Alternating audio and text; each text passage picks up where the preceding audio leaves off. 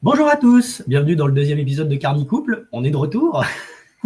Bonjour Caroline. Bonjour Raphaël. Ça va? Oui, et toi? Bon, donc, ah oui, tu nous avais préparé un petit article du Monde là que tu avais pris. Ouais. Tu voulais le lire? Oui, j'ai un article du Monde, tirer les leçons de la gestion de la crise du Covid-19. Voilà. Donc, des clichés, des bonnes pratiques de santé. Par exemple, les recommandations sur la vaccination de base, les enfants qui doivent au minimum se concentrer sur 6 maladies, la tuberculose avec le vaccin BCG, la diphtérie, la coqueluche, le tétanos, le poliomyélite, vaccin DTP et la rougeole auxquels ont été ajoutées cette vaccination. Ou l'idée selon laquelle une alimentation saine comporte 5 fruits et légumes par jour. En réalité, 400 grammes de fruits et légumes par jour, hors féculents, a été mise en avant dans un rapport de l'OMS datant de 2003. C'est presque pire parce que maintenant qu'ils ont grammé carrément, ça veut dire que tu es censé manger un certain nombre de légumes et de glucides. Et c'est encore pire, quoi. Ils disent glucides d'ailleurs ou ils disent... Non, ils disent 5 fruits et légumes. 400 grammes de fruits et légumes. Oui, alors en plus, ça peut être... c'est presque pire. Parce qu'à la limite, quand c'était 5 fruits et légumes... Hors féculents. Hein. Oui, hors féculents. Oui, hors féculents. Waouh, c'est pire que tout. Ça veut dire que si rajoute les féculents... Ah bah oui, là, on brise le compteur. Ouais. Donc ça veut dire qu'ils considèrent que le concombre, c'est aussi sain que le choucal, quoi. Vraiment... alors que le choucal, c'est le légume le plus haut en oxalate. Enfin, c'est un délire. Hein. Non, mais c'est n'importe quoi.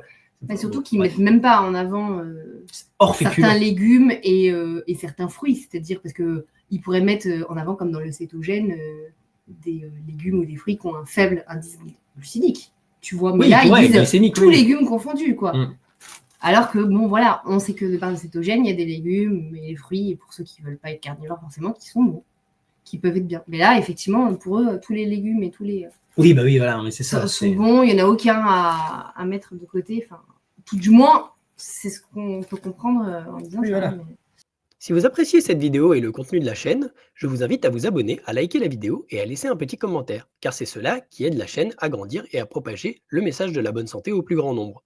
Si vous souhaitez me soutenir directement, j'ai aussi un Tipeee dont le lien est dans la description, où je partage mon programme détaillé qui m'a permis de faire ma transformation corporelle en 1 an, si cela vous intéresse. Merci à tous, retour à la vidéo.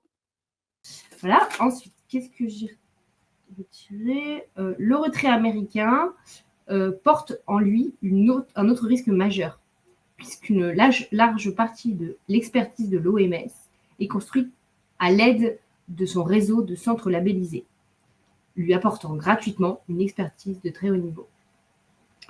Ouais, c'est les grandes écoles de l'OMS. Hein. Bah, c'est les grands chercheurs américains dans les grandes écoles américaines qui sont financées par le gouvernement américain.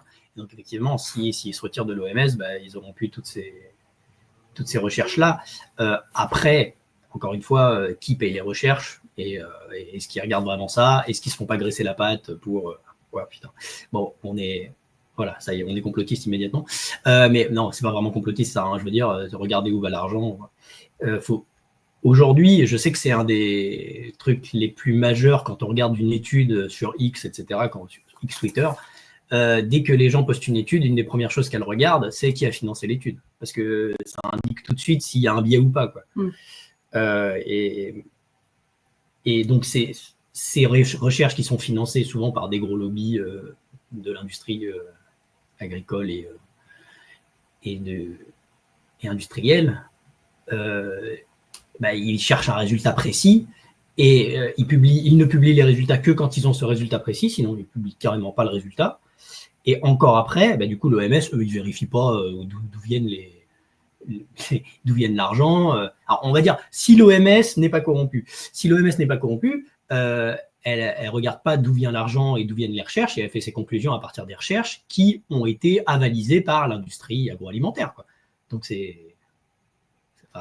donc, ils tirent des conclusions à la con, puisque, évidemment, les agroalimentaires, ils veulent surtout que vous achetiez leurs produits, hein, ils ne veulent pas votre santé. Donc, voilà. Puis, en plus, tu vois, ils parlent du retrait des Américains. Oui. Donc, ça prouve bien, comme tu dis, on sait qui finance ou qui apporte la majorité. Les Américains, il y a des Américains qui sont bien et des Américains qui sont pas voilà. bien. Mais ça leur ferait mal, effectivement, si les Américains... parce que là, ils soulignent bien le retrait américain, tu vois. Ouais, je pense pas que les cas cliniques de Nick Norwitz et Dave Feldman sont arrivés jusqu'à l'OMS, tu vois. Par exemple. Je pense pas que les recherches qui ont été faites par Ben Dickman, elles sont arrivées jusqu'aux oreilles de l'OMS. C'est les procétogènes, là que je cite. Ouais. Mais voilà.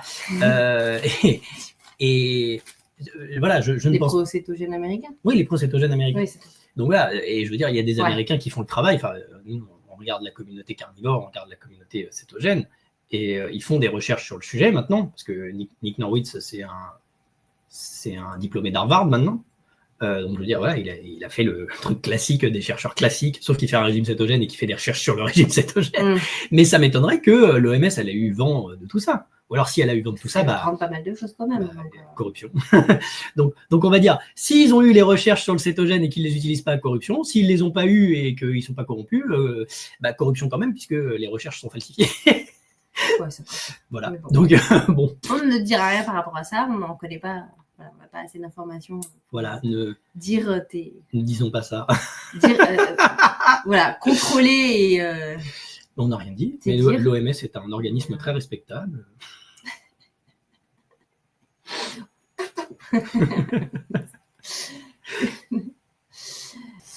Restaurer la légitimité. Mais cette double vocation, à la fois très technique et très politique, tente à brouiller les pistes. Cela traduit notamment dans son financement écartelé contre les contributions obligatoirement, sorte de cotisation des États-Unis, et la contribution volontaire fléchée par les donateurs, qu'ils soient erratiques ou privés, et qui représentent les 2/3 du budget. De quoi se demander dans quelle mesure l'action de l'OMS est le reflet des avancées de la science ou des desiderata de ses contributeurs. Ah, c'est exactement ce que j'ai dit. Ah alors c'est bien que le monde prête ça, parce que ça c'est... Certains experts appellent à renforcer l'indépendance et la transparence de l'expertise scientifique pour restaurer la légitimité de...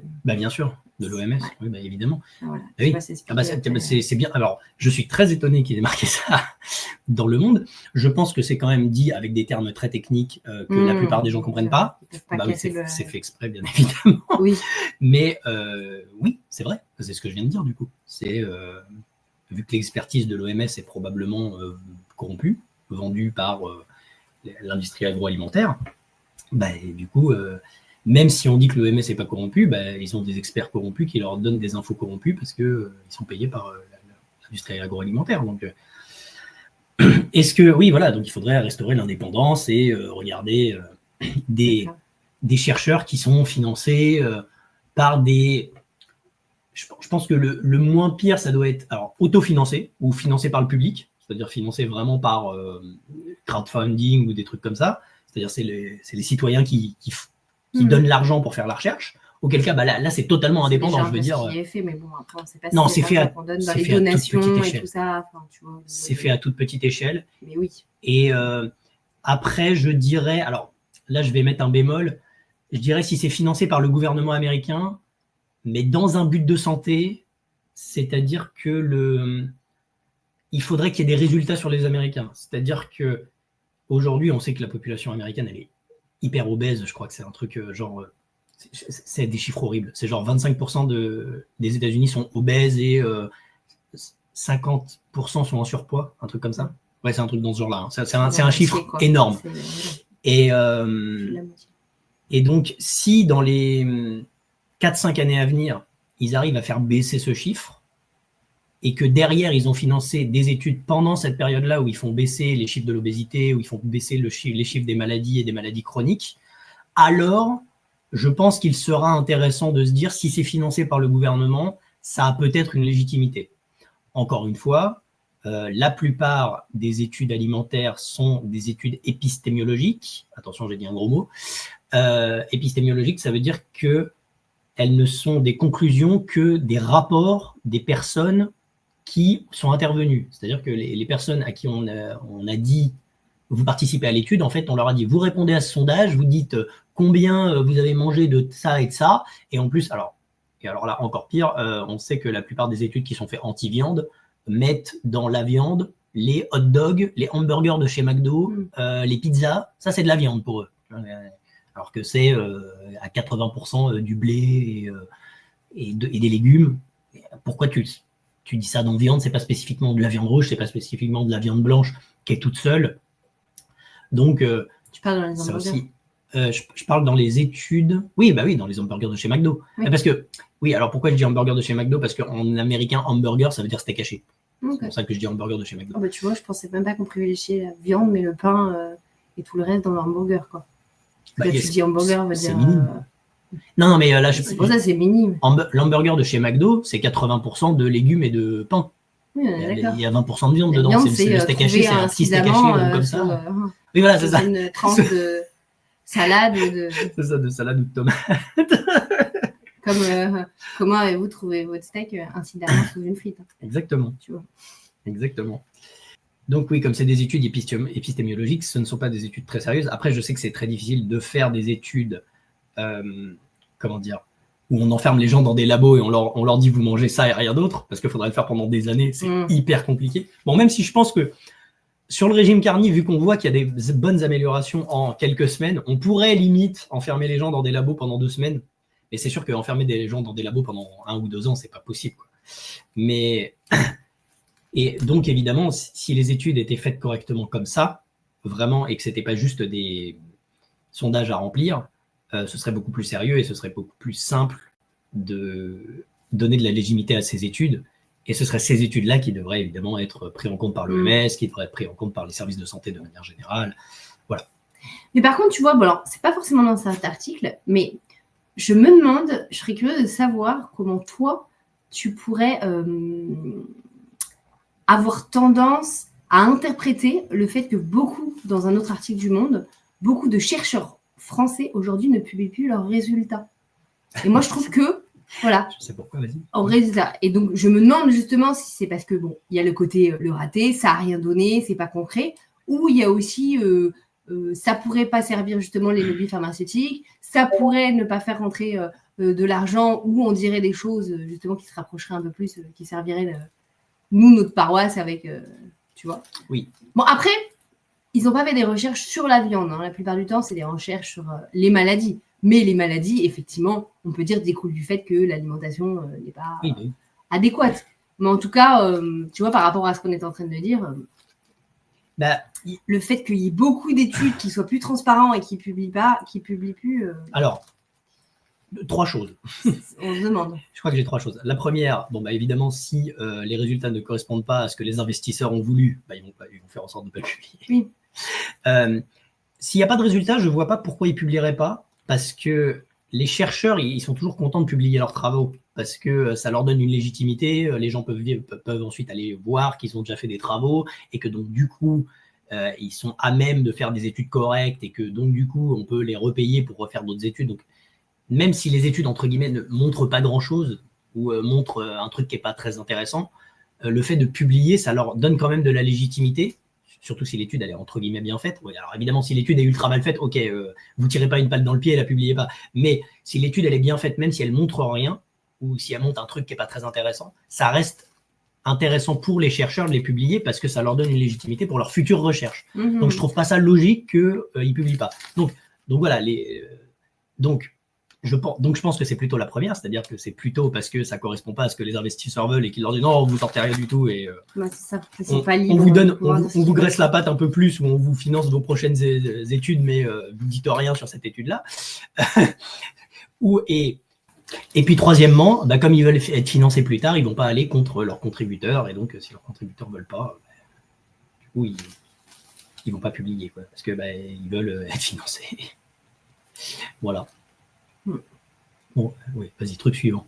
Ils veulent le financer, mais ils ne veulent pas faire avancer la recherche sur la santé dans ce cas-là, tu vois, parce que ce serait intéressant de savoir où on en est, même si ça n'a pas marché, quoi. Ou alors c'est de l'ego. J'ai envie de dire, ça n'a pas marché, je n'ai pas obtenu les résultats qu'il fallait. Du coup, je ne publie pas, quoi, tu vois. Parce que, ok, ils veulent être financés et tout ça. Mais t'as cru que la plupart des gens veulent le bien de l'humanité. La plupart des gens, ils veulent survivre jour après jour et ils veulent juste avoir des sous dans leur compte en banque. Hein. Mais tu sais très bien, moi, je vis dans le pays des bisounours. Ah, ok, très bien. Ou que je suis pour... Non, parce que l'humanité. Pour la plupart des gens, c'est plus important d'avoir des sous dans leur compte en banque que d'améliorer l'humanité. Hein. Ouais, okay. Mais c'est triste quand il s'agit du domaine de la santé. Oui. De ne pas vouloir que les gens soient en meilleure santé et vouloir pouvoir payer sa facture. Ça s'appelle l'humain, quoi. Ouais. Bon, et le dernier truc, les critiques contre l'OMS émanent surtout des pays riches qui estiment ne pas avoir besoin des pays les plus pauvres. Bah, évidemment. Souligne, voilà. Ah, en plus, mais ça c'est évident, l'OMS, elle est financée quasiment exclusivement par les États-Unis et l'expertise de l'OMS vient exclusivement de ce qui est déjà financé par les États-Unis. À un moment, l'Europe, elle sert à quoi? On leur donne pas d'expertise, on leur donne pas de sous et on profite d'eux. Enfin, entre guillemets, hein, mais évidemment que les États-Unis, ils ont envie de se barrer. Enfin, c'est évident, ils font les recherches tout seuls, ils ont leur propre ministère de la Santé qui fait le truc eux-mêmes. Ils parlent anglais qui est la langue de l'OMS.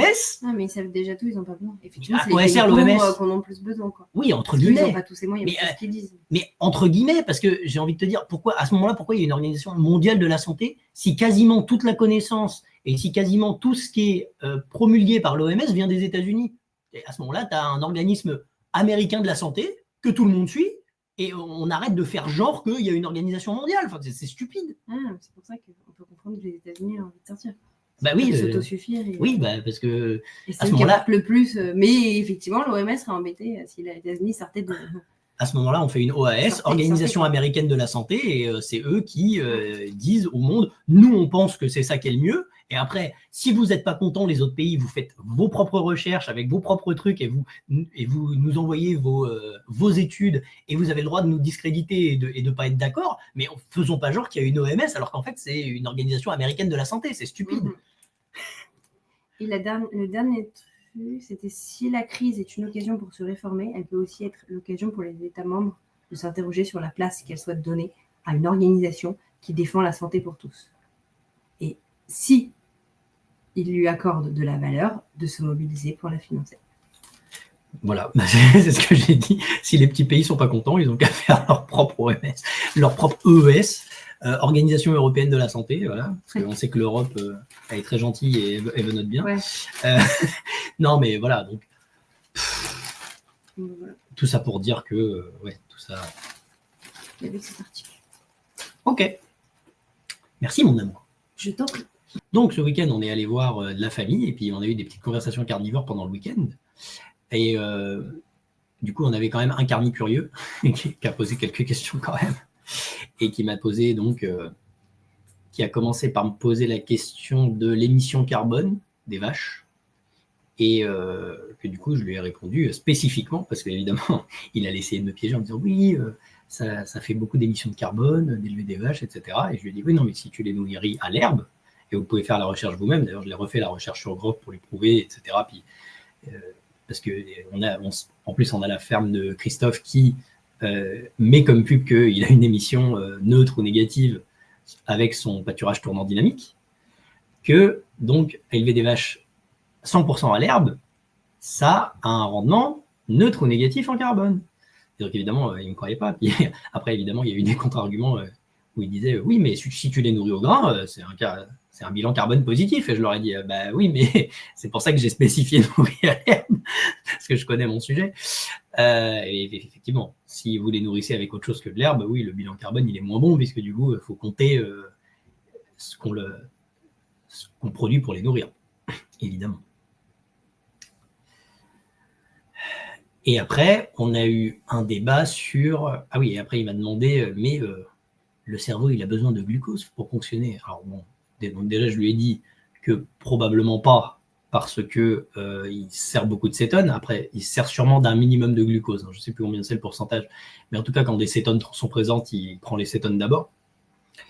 Et, mais après, je lui ai quand même accordé son point en lui disant, je sais qu'il y a des organes dans le corps qui ne fonctionnent spécifiquement qu'avec du glucose, et donc qui, eux, ont besoin d'un niveau minimum de glucose dans le corps.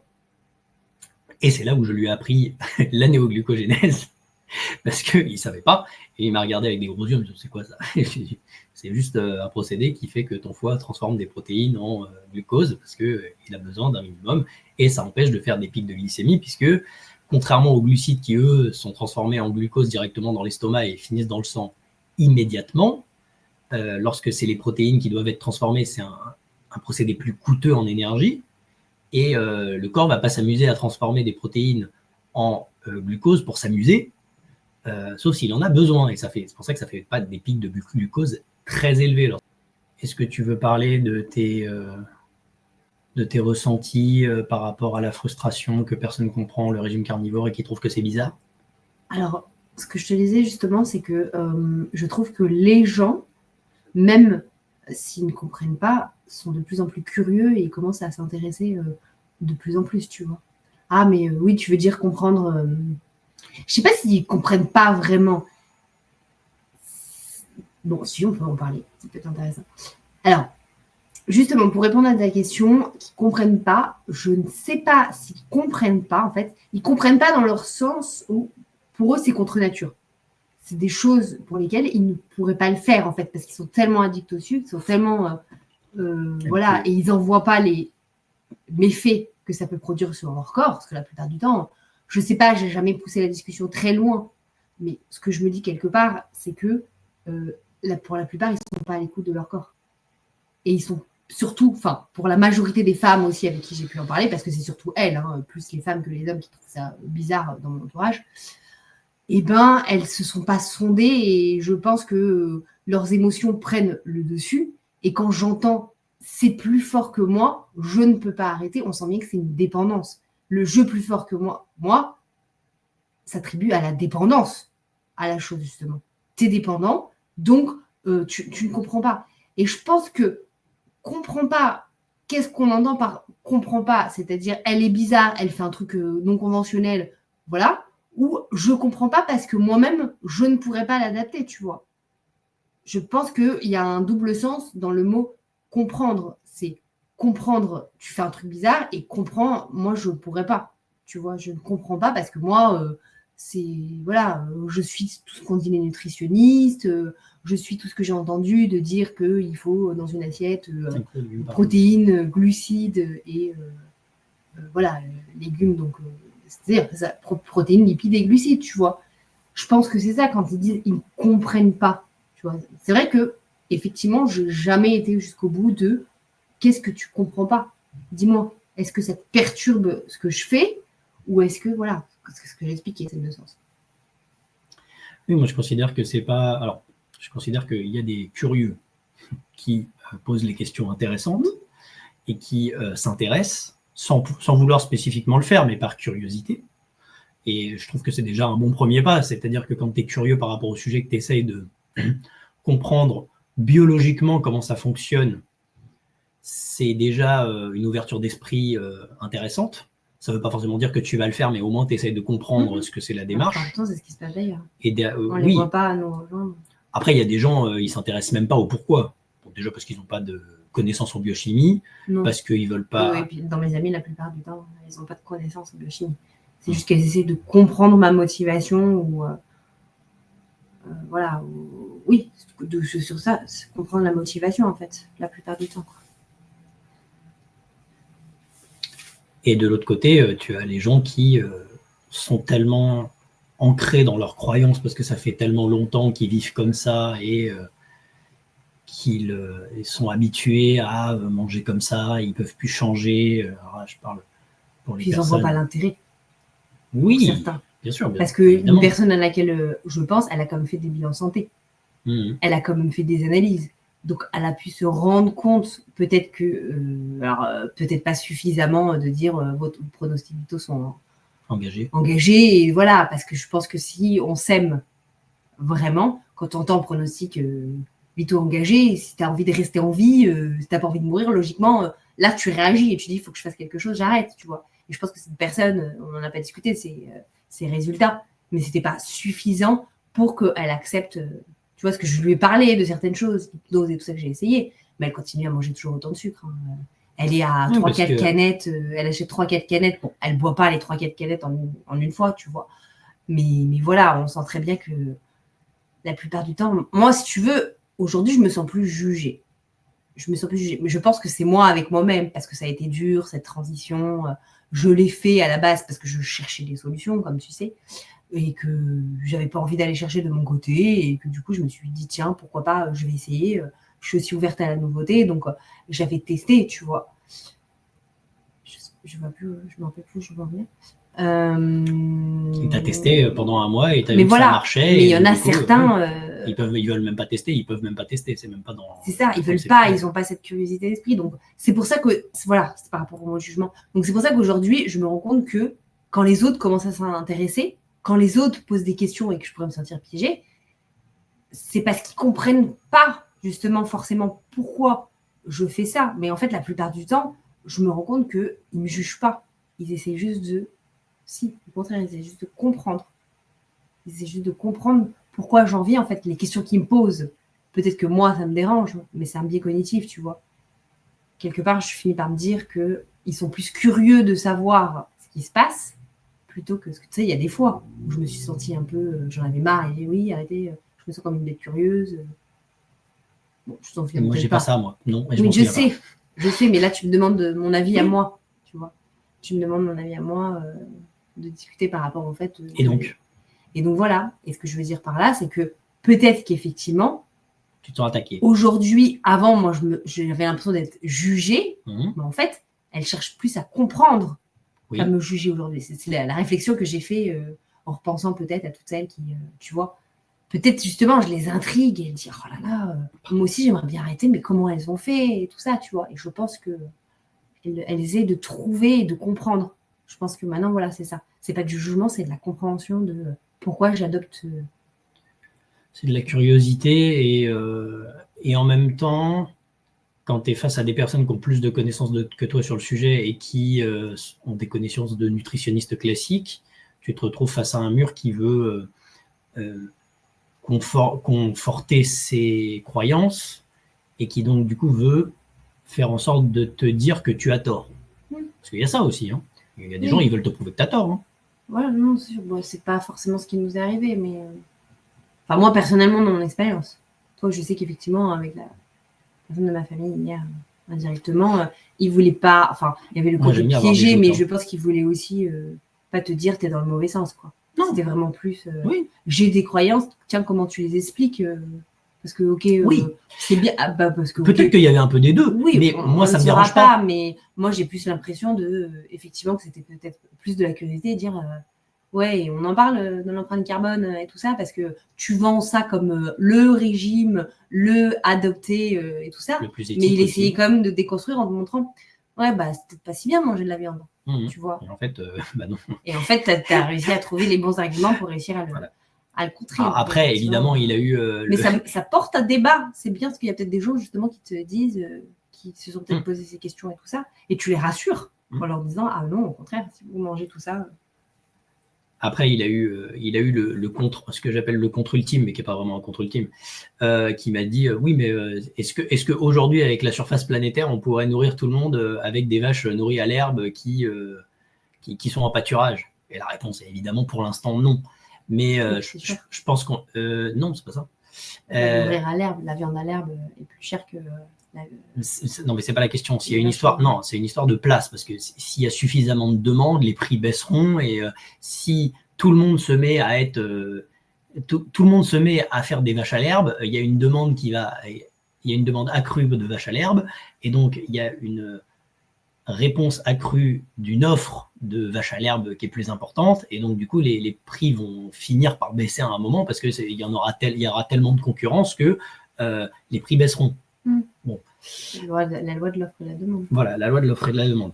Le problème de, imaginons que demain tout le monde est carnivore et essaye de manger le mieux possible en émettant le moins de CO2 possible, donc c'est-à-dire que tout le monde mange de la vache à l'herbe.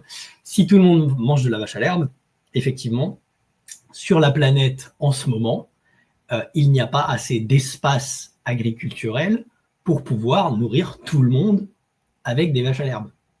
Parce que ça demande de la place de faire de l'élevage en pâturage dynamique. On l'a vu. Voilà. Chez Christophe. Dans la ferme de Christophe. Oui, dans la ferme. Et donc, effectivement, sur ce point, il a raison. Après, moi, je compte sur l'ingéniosité humaine pour faire des pâturages dynamiques en hauteur. C'est-à-dire que quand on sera capable de faire en sorte que les rayons du soleil y passent à travers plusieurs couches, faire des serres dynamiques qui font pousser de l'herbe sur des immeubles à plusieurs étages, des immeubles, voilà, des immeubles de vaches, des immeubles de vaches. Tu fais des serres. Non, mais et pourquoi ce serait pas possible? Moi, je compte sur l'ingéniosité humaine pour faire en sorte que ça devienne possible. En fait, une fois qu'on aura suffisamment démocratisé la connaissance du carnivore et que c'est le meilleur régime pour l'être humain pour sa santé personnelle. Une fois on va trouver d'autres solutions pour effectivement construire à l'échelle mondiale. Quoi. Exactement. Une fois qu'on aura déjà démocratisé ça, les gens sauront qu'il faut manger de la viande nourrie à l'herbe, ou en tout cas, il y en aura de plus en plus. Donc, vu qu'il y aura une demande forte, il y aura une offre équivalente. Enfin, en tout cas, on essayera de faire une offre équivalente. Et plus il y a de la demande et plus il y aura d'humains. Alors déjà, il y a plusieurs choses, mais et plus il y aura d'humains qui seront sur le marché de l'offre et qui vont donc du coup faire de la compétition pour réussir à élever le plus de vaches possible dans le moins d'espace possible. Et à partir du moment où on en sera là, on sera sûrement capable de créer des pâturages, des serres à multiples étages sur un endroit précis où on mettra beaucoup plus de vaches dans un espace plus réduit. Et à ce moment-là, on sera capable de subvenir à nos besoins comme ça. Ça, très bien, c'est un beau projet. Voilà. Tu devrais peut-être le proposer à l'OMS. Oui, ça, ce serait pas mal. et j'ai un deuxième point là-dessus, parce que je considère que quand on a des cerveaux qui vont bien, on est plus à même d'avoir des idées qui vont bien.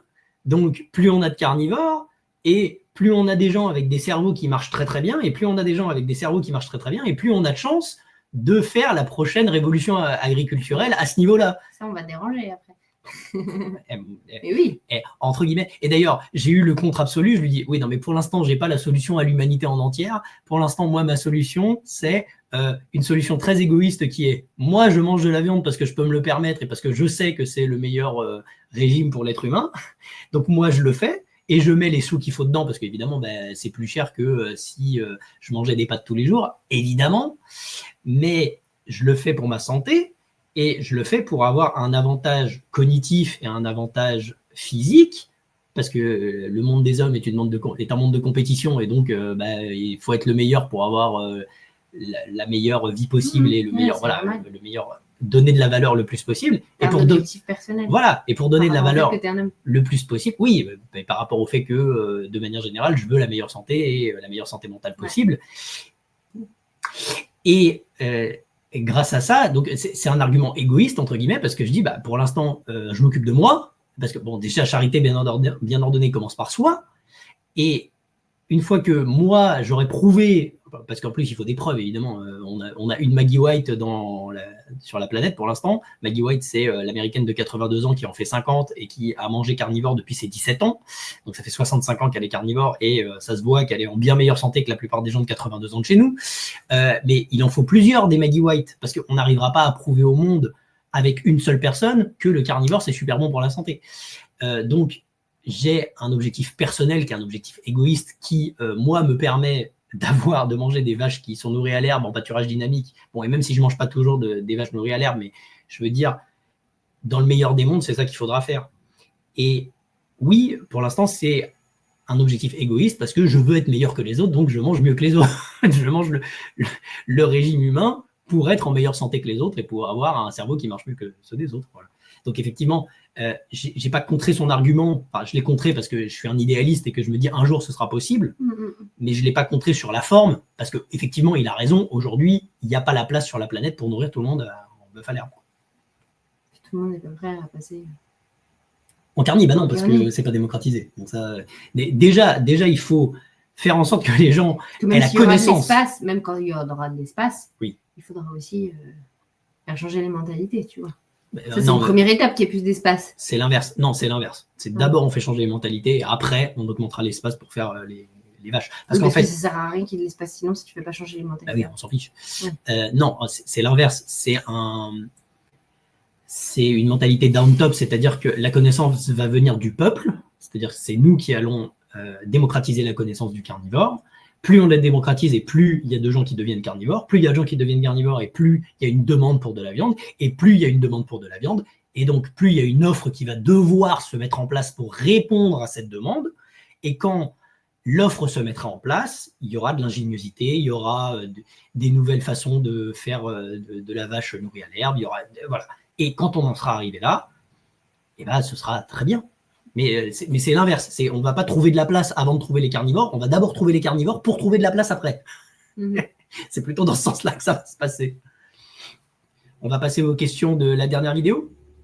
Alors, la première question, c'est comment gérez-vous vos prises de sel, quantité prise tout au long de la journée ou par prise de temps en temps? Parce que j'ai d'énormes crampes la nuit. Donc, effectivement, moi, j'ai encore quelques crampes de temps en temps quand je ne prends pas assez de sel. Et moi, ce que je fais, mais moi, je suis un cas particulier, je bois entre 3 et 4 litres d'eau par jour parce que je suis comme ça, je bois énormément d'eau. Et je mets entre 3 et 4 grammes de sel dans 1 litre d'eau à chaque fois. Donc, j'arrive largement sans compter le sel que je rajoute sur ma viande. Donc, j'ai entre 15 et 20 grammes de sel par jour qui est dilué dans mon eau ou dans mes repas. Et toi? Moi, j'ai carrément beaucoup moins de sel. Oui. Je le fais pas à chaque prise. Et j'ai toujours tendance à vouloir jamais être dans l'extrême et limiter la consommation de sel. Donc, en général... Ça, c'est surtout quand tu es déshydraté. Ouais. Tu bois de l'eau salée. Parce que le sel aide à absorber l'eau au niveau des cellules. Et puis, j'en suis encore à déconstruire certaines de mes croyances limitantes. Au niveau du sel? Laboratoire, oui. Comme quoi ça crée la rétention d'eau, comme quoi il peut y avoir des problèmes rénaux et autres si on mange trop de sel, enfin voilà, et le fait d'être trop justement dans l'excès et tout ça, c'est jamais recommandé. Donc j'en suis pas... voilà. Et il arrive encore, tu vois, que moi, le problème c'est que moi, quand j'essaye quelque chose, c'est jamais linéaire.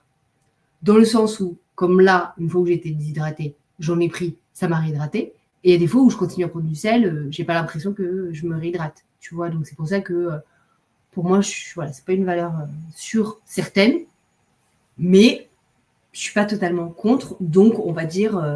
Puis bon, j'ai pas possibilité non plus d'avoir toujours du sel à disposition parce que toi, c'est vrai que tu es en télétravail, tu es ici, donc quand tu remplis tes bouteilles, tu peux toujours. Et je t'avoue, j'ai pas forcément envie d'investir dans une salière là-bas au boulot. Voilà. En plus, la qualité de l'eau. Où là où là-bas, n'est pas forcément oui, bonne, c'est pas forcément là. Donc, j'ai pas la bonbonne comme toi ici pour remplir. Bon, après, je pourrais effectivement investir dans un truc de sucre. Et puis, l'eau, parce que j'ai de l'eau en bouteille. J'ai 600 millilitres que je bois le matin quand je remplis ma bouteille. Et j'ai les 500 millilitres, les petites bouteilles de 500 millilitres que j'achète. Donc, dans cette bouteille, je peux aussi du sel. Oui. Mais voilà. Mais c'est vrai que pour l'instant, par rapport à toi, j'ai pas encore senti vraiment les effets sur le long terme. Comme quoi, le sel. Toi, t'as pas de crampe la nuit, toi? Si, j'en ai. Bah alors? Si, mais bon, voilà. C'est une pensée c'est une démarche d'esprit à avoir. Parce qu'effectivement, je pourrais laisser du sel directement à la tour et puis l'utiliser. Déjà, tu pourrais laisser du sel à la tour et en plus, tu pourrais t'acheter une bouteille avec un filtre à charbon dedans. Alors, c'est moins bien que ma grosse bonbonne qui fait tout passer toute l'eau dans le filtre à charbon, mais tu t'achètes un petit filtre à charbon, tu le mets dans ta bouteille et t'emportes ton sel là-bas. Et puis bon, ce sera moins parfait que le filtre, mais ce sera mieux parce que ce sera déjà filtré au charbon. Donc, voilà. Et en plus, tu peux. Oui, sachant qu'après, je reviens de temps en temps quand même ici l'après-midi. Oui. Donc, je peux à nouveau. Oui, bien sûr. Il y a juste, tu vois, là, je te dis, j'y vais avec un peu plus de. C'est ça, 600 millilitres, plus les 500 millilitres. Donc, bon, voilà, je suis à peu près à 1 litre 200, enfin 1 litre 100, enfin. Tu vois, donc, bon, après, d'eau par jour. Donc, après, je peux me contenter que de ça et juste acheter du sel pour saler. Tu vois, parce que l'eau en bouteille, ça va.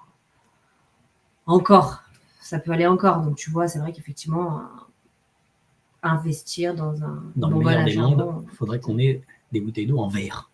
Bah, c'est ce que j'ai, moi, maintenant. Non, ta gourde est une bouteille d'eau en verre, mais la bouteille d'eau que tu achètes au supermarché, c'est pas une bouteille d'eau en verre. Non, mais c'est ça. Non. Parce qu'effectivement, il y a les microplastiques aussi, ça, c'est un autre débat. T'as vu, les qui disent qu'ils font pas de rapprochement. Oui, justement, je vais lire. Je vais lire ce petit commentaire parce que je l'aime bien. Il Il y a quelqu'un qui a mis dans mes commentaires « Mes amis malades de 70 ans ne font aucun rapprochement entre leur pathologie et leur alimentation quasi végétarienne sans gras saturé ni protéines et ils pensent que c'est là, j'ai pas de chance. » Ils ont 70 ans, hein. Alors que moi, mes amis ont la quarantaine. Oui, oui, mais ça quand ils font pas le rapport. C'est pire. Ouais, beaucoup plus tôt. Alors, il y a quelqu'un qui nous demande « Peut-on manger des moules et des crevettes congelées en régime carnivore ?» Merci. Alors moi, je sais pas pour congeler. Enfin, si tu les dégèles, oui, pourquoi pas. Je sais pas si vous mangez. Mais oui, je vois pas pourquoi on pourrait pas. Moi, je mange pas des moules. Ils veulent les laisser congeler, c'est ça? Je sais pas en fait. Bon. Ou est-ce que c'est des. C'est juste une méthode de stockage, je présume qu'elle les mange pas congelées. Non. Mais oui, bien sûr, enfin, c'est bien, les fruits de mer congelés, c'est parfait. Pour les garder au frais et les cuire, c'est pas un problème. Ça doit peut-être dénaturer quelques protéines par-ci par-là parce que c'est pas du frais, mais c'est pas très grave. Ça enlève de l'énergie pranique aussi, les produits congelés. Mais bon, ça, c'était par rapport à. C'est de moins bonne qualité que des produits frais, quoi. Forcément. Mais c'est quand même très bien. Congelé est déjà quand même mieux que conserve, surgelé et tout ça. Ce qui est de mieux, tu sais que du froid, c'est quand même. Non, alors les conserves, c'est très très bien. Alors là, je suis pas d'accord avec toi. Les conserves de poisson, c'est très bien. Les conserves de poisson, en fait, c'est quasiment comme si c'était frais. C'est-à-dire... Attention aussi à si l'aluminium ou pas est isolé dans la boîte de conserve. Dans les boîtes de conserve, il y a de l'aluminium à l'intérieur. Tu me fous un doute. Je vais me renseigner sur le sujet. Je ne sais pas. En acier et en étain, c'est pas de l'aluminium, je m'en doutais. Certaines peuvent aussi être en aluminium, notamment pour les boissons. Ça tombe bien, on ne boit pas. Donc, ça veut dire que... Donc, reprenons l'argument. Donc, les boîtes de conserve sont faites en acier et en étain.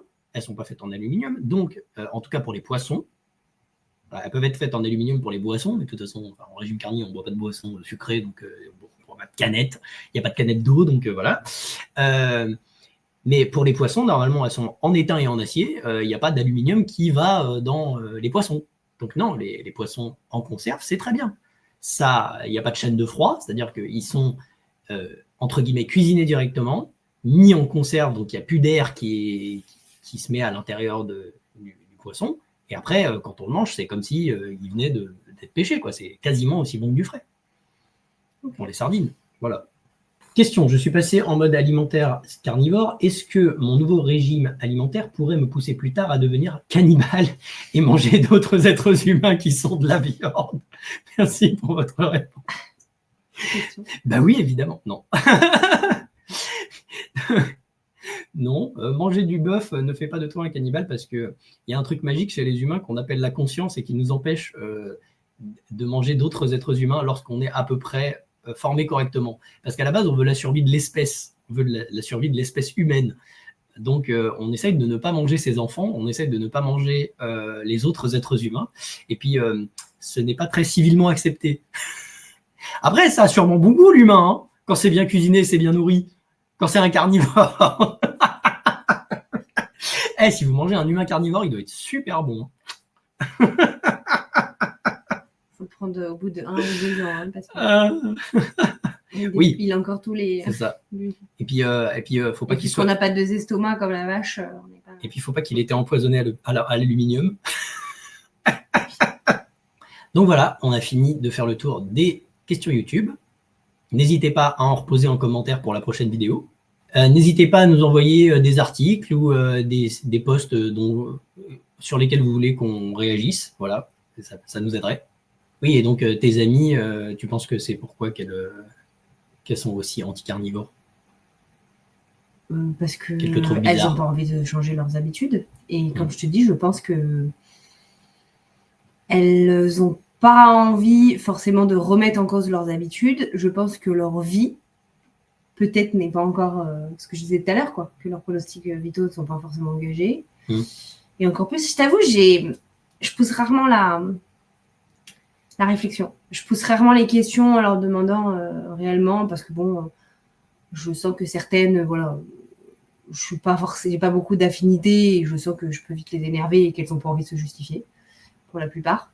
Donc, je pense qu'effectivement, de ce que j'ai pu sentir, de ce qu'elles ont pu me donner comme réponse, voilà, il y a vraiment le côté, elles n'en voient pas l'intérêt, elles aiment tellement le sucre, parce qu'il y en a qui disent, moi, je ne pourrais pas.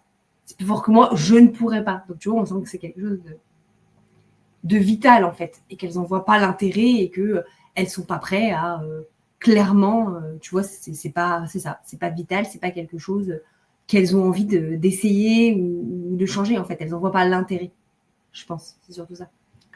Tu dirais que leur motivation n'est pas... Alors, elle n'est pas suffisante. Elle n'est pas suffisante, elles n'en ont pas besoin. Et, parce que tu vois, la personne, je pense, effectivement, qui a fait ses analyses de sang et tout ça, enfin, même de santé, apparemment, si elle continue à manger du sucre aujourd'hui, c'est que c'était pas encore très catastrophique, tu vois. Et qu'elle a dû se dire, je dois avoir une marge, c'est bon, je continue, tu vois, parce qu'elle mange toujours autant sucré, quoi. Je te dis, je la vois acheter 3 canettes de... Donc, c'est deux choses. C'est, premièrement, elle n'a pas la motivation. Et deuxièmement, elle n'a pas les bonnes informations parce que son médecin lui dit pas que c'est à cause de la nourriture. Et puis... Mais moi, quand j'essaie de leur en parler, on sent bien qu'effectivement... Alors, il y a de l'admiration. Hein. Il y a de l'admiration, il y a c'est bien, machin... Franchement, et puis... Je les vois certaines qui me regardent. Voilà, ouais. Je les vois certaines qui me regardent. Bon, à part certaines remarques que j'ai eues... fais gaffe, t'es en train de être en carence, t'es en train de perdre du poids, c'est impressionnant, ou t'es maigrichonne. Effectivement, voilà. Mais maintenant que j'ai repris quand même et que j'ai un poids de santé normal, tu vois, on va dire qu'effectivement, je les vois bien parfois qui me regardent et même si, voilà, par fierté, elles ne me disent pas... Bon, il y en a quand même certaines qui disent « j'aimerais avoir ton corps ». Oui. J'en ai eu quand même. J'ai l'impression pour certaines, c'est un trop gros effort. C'est un trop gros effort. Et du coup, sans pousser forcément, je te dis, la discussion plus loin et de parler à leur place, je pense que c'est tellement bon pour elles, le sucre et tout ça, parce que ça leur procure que...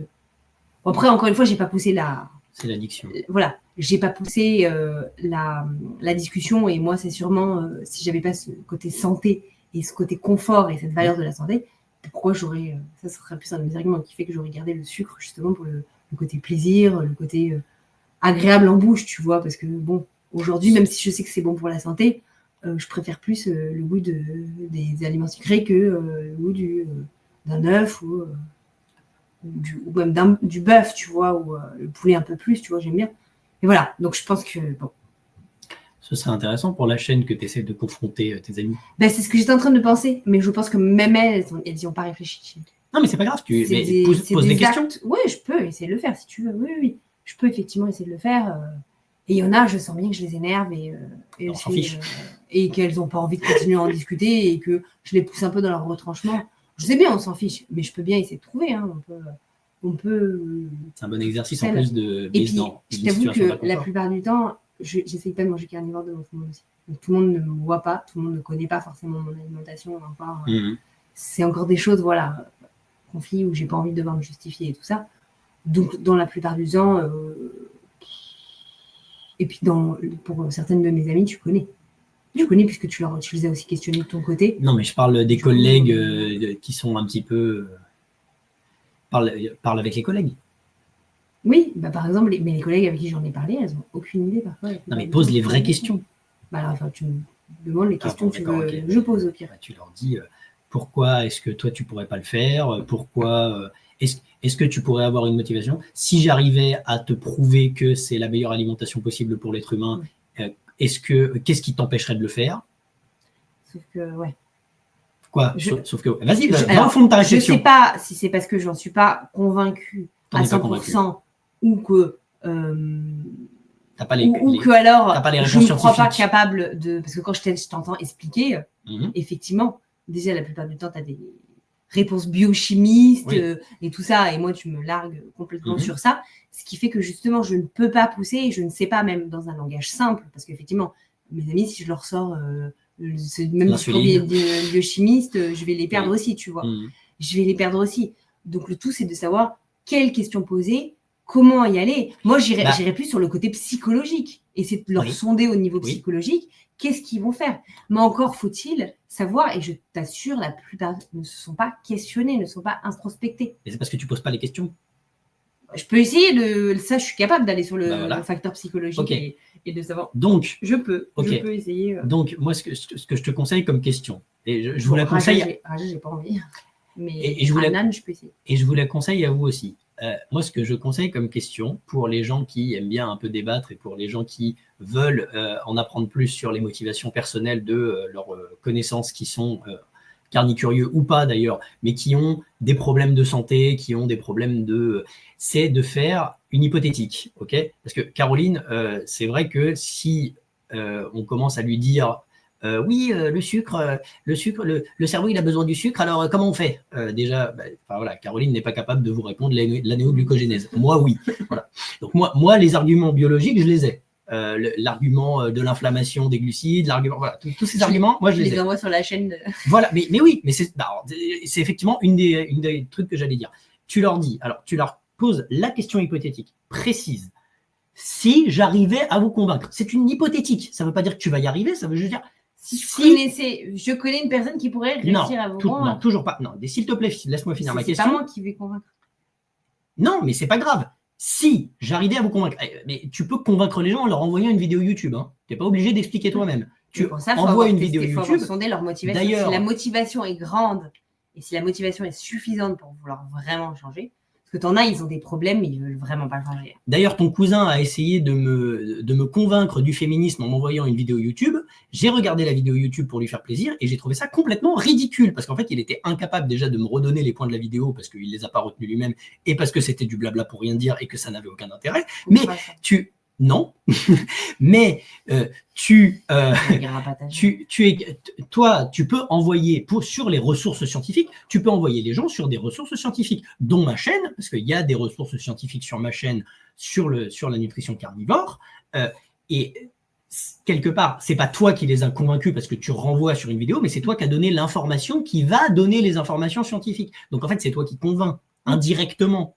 Oui, je sais bien, mais c'est si la motivation est grande. Bon. Si elle est vraiment envie, oui, je peux renvoyer vers ta chaîne. Écoute, si je peux te dire, si ta volonté de changement est vraiment affirmée, que tu as envie, parce que j'en aurais parlé du sucre, moi j'avais parlé de l'hypnose, j'avais parlé des choses, mais je vois bien quand je leur ai redemandé qu'elles n'avaient toujours pas fait la démarche et qu'elles sont toujours en train d'aller manger sucré et tout ça, elles n'ont pas envie. Mais après, oui, il n'y a pas de problème. Je fais, si ta démarche est vraiment affirmée que tu as envie, je peux t'orienter vers une chaîne où tu trouveras les réponses à tes questions et où elles seront mieux expliquées que...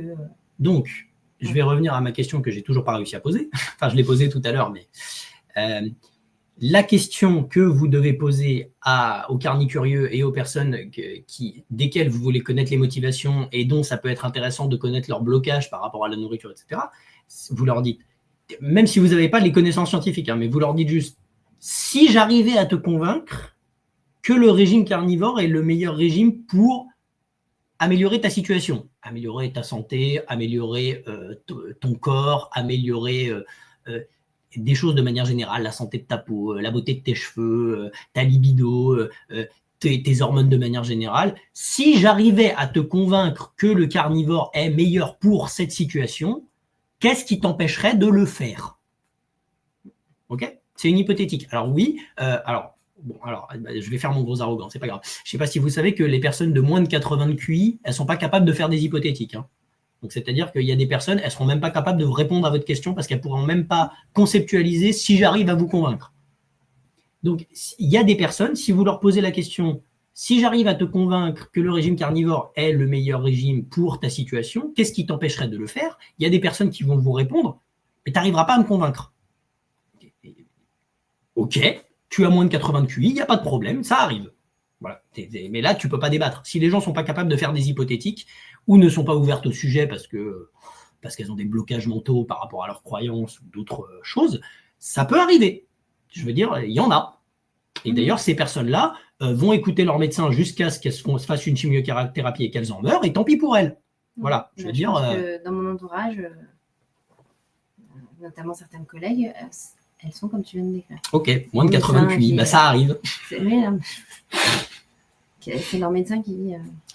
Bon, c'est vrai que moi, je suis très convaincant quand je parle, je peux leur dire, non mais imaginons, et on essaye. Bon, si les gens, elles ont vraiment pas l'imagination de pouvoir faire une hypothétique, tu peux pas débattre avec. Et moi, j'ai eu cette conversation avec des personnes que je considère comme un peu plus intelligentes que les autres, et elles m'ont dit, moi, je ne pourrais pas parce que j'aime trop le sucre, parce que j'aime trop la diversité, j'ai été trop C'est habitué. ça, les Et réponses ce que sont j'ai. des, et ce sont J'aime des trop bonnes le réponses. sucre. Ce sont des bonnes réponses. Mais au moins, c'est une réponse honnête. C'est pas une réponse mais de toute façon, ton truc, c'est de la merde. C'est pas ça. C'est une Moi, réponse j'ai pas eu honnête. ça. Hein. J'ai pas eu ça, mais j'ai eu cette réponse. Oui. Le côté j'aime trop le sucre. Non, mais ce que je veux dire par là, c'est que Et si mes les gens. collègues, c'est ça. Mes collègues et certaines amies, c'est j'aime trop le sucre. C'est exactement la réponse qu'elles m'ont formulée. Oui, ben voilà. Mais donc, bon, là, de toute façon, c'est un problème de corrélation entre le sucre et leur maladie. La plupart du temps, c'est parce qu'elles font pas vraiment le rapprochement. Mais si tu arrivais à leur prouver sans l'ombre d'un doute que le sucre est la cause de leur maladie, est-ce qu'elles seraient capables d'arrêter, tu vois? Mais c'est encore une fois, c'est une hypothétique. Pour certains, il faudrait réussir à faire en sorte que ce soit leur médecin qui puisse là, oui, voilà. leur dire. Oui, bien sûr. Nous, on essaie d'avoir des médecins carnivores. C'est ça. Mais malheureusement, les médecins omnivores, ils n'ont pas envie aujourd'hui d'aller risquer de se faire radier de l'ordre des médecins. Tout à fait. Pour dire. Bon. Et ben voilà, deuxième épisode fini. Merci, ma chérie. Je t'en prie. Bonne journée à tous. Au week-end prochain. À week-end prochain.